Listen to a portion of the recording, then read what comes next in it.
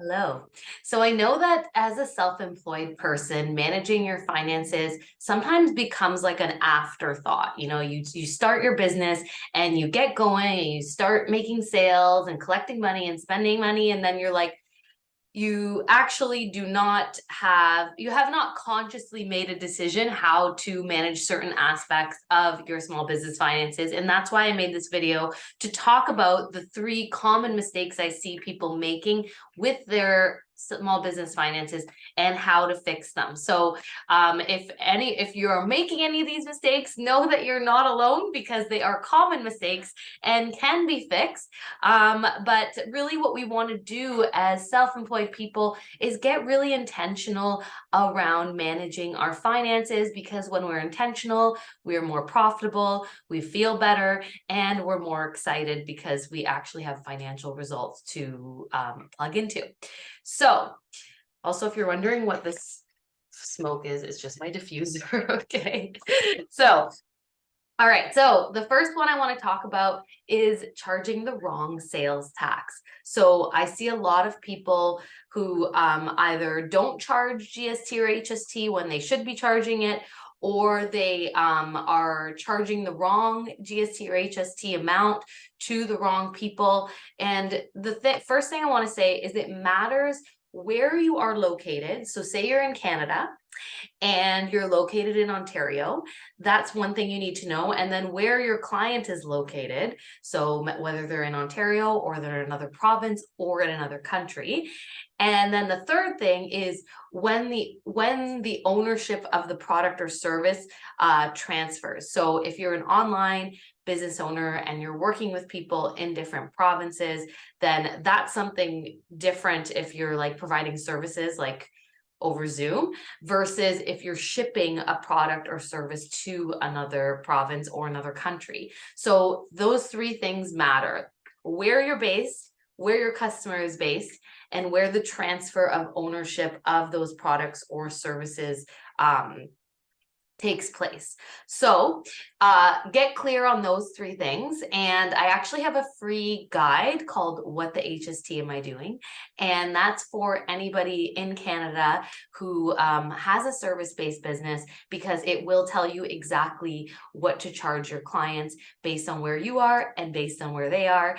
And it also, for people who are product-based entrepreneurs, it will also help you to understand how GST or HST works, but know that there's a little bit of extra stuff going on in terms of trying to figure out who gets charged what. So the other tip I have for you on charging the right GST or HST rate is that you want to call the CRA and ask them. So I think a lot of people don't charge the right amount because they feel like it's going to be like a big conversation. They don't have time for it, and it seems complicated. But the truth of the matter is that CRA, they want to get their sales tax income. They want you to collect tax for them. So they have resources in place so that you can call them and make sure that you're actually charging the correct tax. So call the CRA business inquiries, or if you're not sure about PST or QST, call your provincial sales tax office and ask them what you should be charging based on what your business is, what you're selling, and where you're selling to. So tip number 1, get clear on what you're supposed to be charging for GST and HST and PST and all of those things, because once you know, then basically you don't have to worry about it forever after that, unless you change your offerings, or like where you're based, where your client's based, and when the ownership takes place. So it's really a one and done. Once you know it, you don't have to think about it again. So if you're watching this and you're like, shit, I really don't know if I'm charging the right amount, figure it out, and then that's it. You get to move on with your life. It's not something you need to do over and over again. So that's one thing. The other thing that I see often is people choosing the wrong bookkeeping system or not having a bookkeeping system at all. So what bookkeeping is it's record keeping. So it means we're just keeping record of every single thing that happens in our business financially. And it can sound like super daunting, but the point of bookkeeping is to track where your money's going, track where your money is coming from, so that you can file taxes easily, make sure you're setting aside the right amounts for sales tax, and the best part is, like, pull out insights in order to help you become more profitable in your business. So run reporting, like a profit and loss report, a balance sheet report, compare your year over year results. If you don't know what a profit and loss or balance sheet is, don't worry. You don't need to get too much into the detail of that right now, but all you got to know is that at some point you want to be able to look at how much money you made in a certain month, in a certain year, and what about that month compared to a different month, or that year compared to a different year. So that's the purpose of bookkeeping, is to, for a business owner, is to know what's actually happening so that you can dial up the profits, and also adjust your prices accordingly, and make sure that you're actually making the money that you want to make in your business.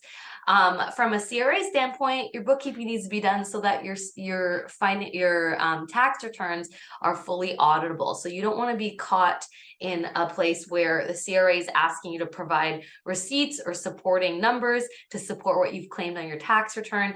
And, you know, it's 6 years after you filed that tax return and you're like, I don't know what the hell made up that number. So that's the purpose of bookkeeping, as well as to keep things auditable, to make sure you have everything organized so that you don't care if CRA reviews or audits you, because you have all of your ducks in a row. So what I see often is people are using, they don't have a system, so they're just kind of like adding stuff together up at the end of the year, or they have a system but it's not a sufficient system. So I see people using Excel, and I see people using Wave a lot. Those are like the popular ones that I see in terms of when people decide to do their bookkeeping, but they pick a system that's not going to work. And the reason why I do not recommend Wave or Excel is because, well, first of all, the reporting capabilities are not there. So if you are using Excel to do your bookkeeping, so you're manually, which that's another reason why I don't recommend Excel, is because it's a shit ton of manual work. You're manually typing into an Excel or Google Sheets where you're spending your money, and calculating how much sales tax was in it, and trying to organize things. You're not going to be able to run reports that actually are going to help you as a business owner, which as a business owner is the point of bookkeeping for us, for our own, you know, CEO mindset of knowing what the hell is going on. So yes, you might be able to get your numbers together for tax filing using Excel, but you're going to do all of this work, and then you're not actually going to reap any of the benefits of having the reporting to actually tell you what's going on in your business.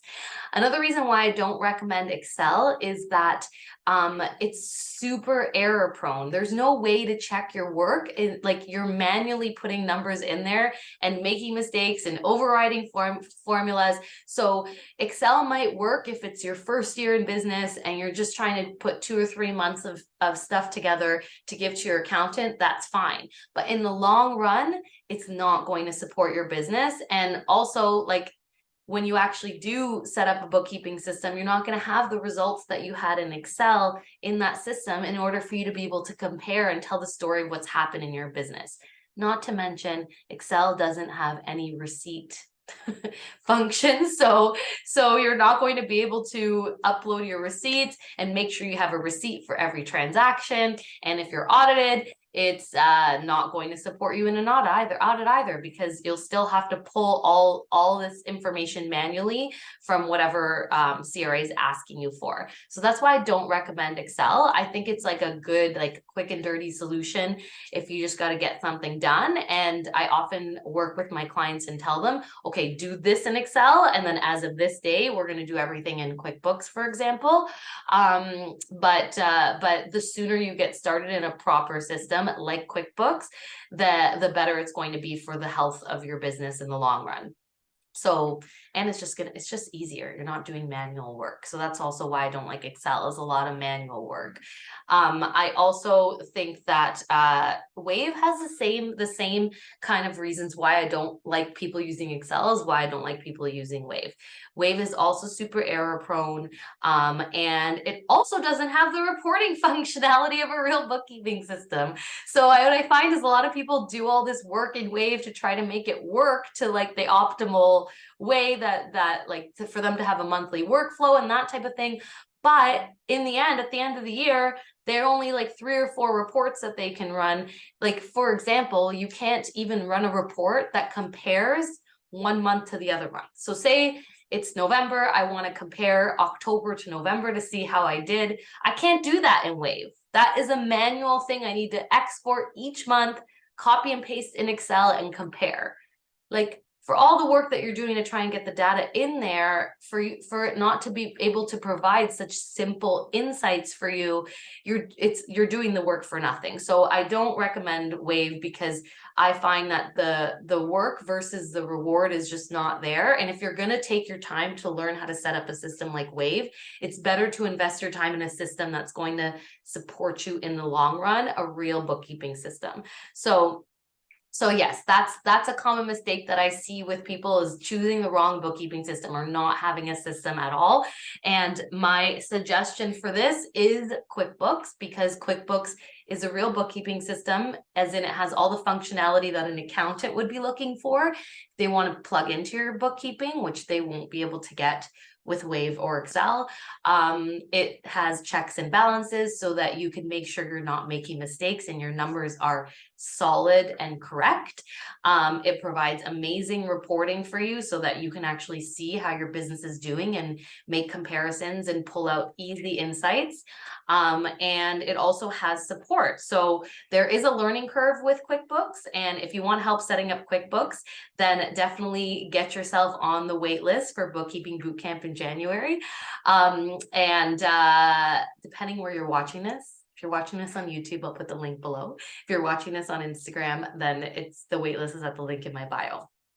And so basically, once you get over the hump of learning, which I can help you with, then you actually can just use QuickBooks support to help answer your questions.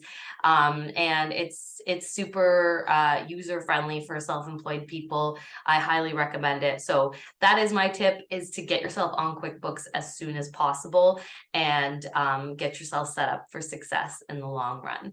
So the last thing I wanted to talk about is a common mistake I see is people doing their bookkeeping all at once at the end of the year. Okay.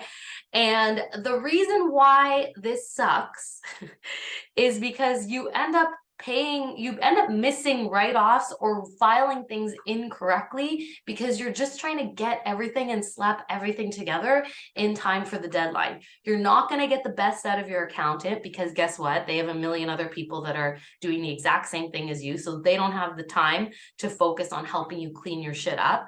No offense. And it's just way more stressful too. Like to have to catch up on 12 months of data that happened last year, because usually you're doing it in like April, and you have to go back to the previous January to December. It's really stressful, and it can often take people down a rabbit hole of like, what's this? Where did this cost go? What does this mean? That is super inefficient and super stressful. So don't do that to yourself, Instead, spend an hour each month working on your bookkeeping so that when tax season comes, all you get to do is just review that the numbers actually make sense to you, and then hand them off to your accountant, and it's like super freaking chill. So the other thing that's why I don't recommend doing your bookkeeping all at once at the end of the year is because you actually don't get to reap the benefits of doing your bookkeeping, because the year already came and went. So even if you're like, shit, I didn't make good money from this offering, or wow, I did way better than I thought, you're not going to realize until the year's already done. How much better is it for you to have this information in real time when you're running your business, so you can actually make decisions based on this data? Whereas if you do it all at once at the end of the year, you're working with inaccurate numbers, and you're actually like, the year's come and gone. You can't actually change what happened or what's happening, because it's already came and gone. So for example, I do a tax prep workshop often. And one time in one of the tax prep workshops, one of my clients messaged me after and said, I can't believe it, I made 6 figures last year. And this was in like February of 2022. So that's when they found out that in 2021 they had hit six figures. Whereas like how cool would it have been for them to realize in like October or November that they were gearing up to that number, which meant a lot to them. It's like instead, when you don't know your numbers, you don't know how you're performing, we often can like doubt ourselves and beat ourselves up a little bit and be like, you got to keep going hard. Whereas if you know what's happening, it also kind of helps you to celebrate along the way and gives you that extra steam to keep going or to take your foot off the gas because you're already killing it with your goals. So that's why I recommend doing your books throughout the year instead of doing them all at once. And the simple solution for this is, you know, we're in November right now. Start setting up your bookkeeping system now for next year. So I can help you with that. Head to the link in my bio or the link below to get yourself on the wait list for Bookkeeping Bootcamp. So I will let you know as soon as it's open, and we can get you set up in QuickBooks so that next year you're already on the path to doing it month over month. The best time to set up your bookkeeping system is as soon as possible. So there's never a better time than today. So I can help you with that. And those are the three mistakes that I often see people make: charging the wrong HST code, HST amounts or GST amounts, having no system at all for bookkeeping, or choosing the wrong system that's not going to support their growth in the long run, and waiting until the end of the year to do all of their bookkeeping. So don't be mad if this is you making all these mistakes, because you're not alone, and we can help get you there. So have an amazing day. Thank you for watching, and chat soon.